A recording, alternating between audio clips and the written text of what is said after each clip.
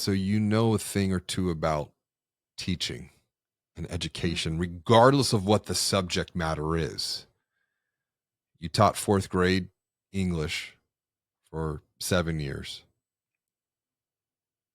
Thinking about education, whether it's fourth grade English or finances, why is behavior so challenging to teach? And the reason that I'm asking this, and I wrote about this in Banking on Change, because we see the same thing through the work that we're doing with financial brands, which is why I think Banking on Change has the potential to be truly transformative and not just create value for the financial brand themselves, but also for applying those models, methodologies, those tools, and integrating that into financial experiences with account holders and people in the communities that they serve, because it's all behavior based.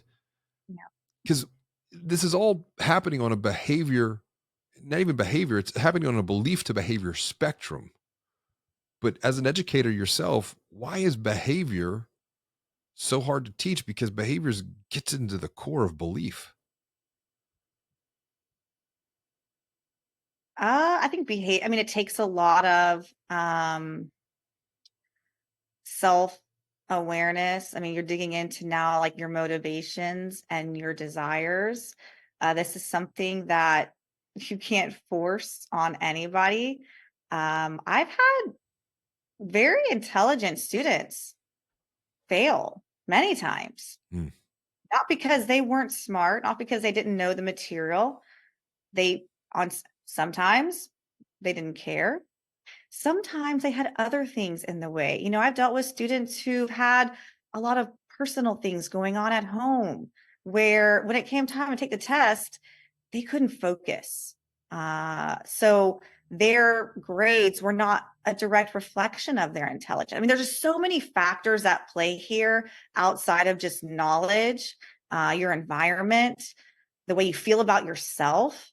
So I think it's very complex. It's a very complex situation. And it's hard to break through because it's so personal. It's so unique to the individual I'm getting that breakthrough. I'm so happy you're talking about intelligence. And you addressed this before, that this idea of financial success is more behavior driven, more even belief driven than it is intelligence driven. Here in the state of Texas, as you know, we have the STAR test. And just yesterday, the day before, we looked at our kids' STAR Yeah, results. I did And too. our two oldest kids, 90, 91, 92 percentile in all the different subjects that they tested on. Our third one, very intelligent in his own Mm, unique way, can view and think about the world completely different than the two older ones, yeah, barely in the 50th percentile. yeah, And as a parent, I don't care, because I know his intelligence is different than the other kid's intelligence. yeah. Now, let's apply that here to finances, because I know one of the key points from the book is success isn't all about a skill, financial success, and failure isn't always due to bad decisions.